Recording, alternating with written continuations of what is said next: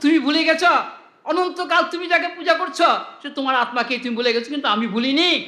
This is the difference.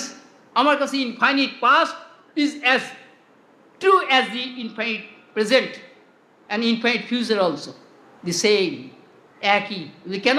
আমাকে বাদ দিয়ে তো পাস্ট প্রেজেন্ট ফিউচার সম্ভব নয়, দেশ সম্ভব নয়, কাল সম্ভব নয়, কার্য সম্ভব নয়, কারণ সম্ভব নয়। আর কি বলবো? সেই আমি তোমার ভিতরে রয়ে গেছে, দি রিয়েল আই। কিন্তু তুমি ফলস আই, অ্যাপারেন্ট আইটাকে নিয়ে মাতামাতি করছো, যাকে বলছো মানুষ।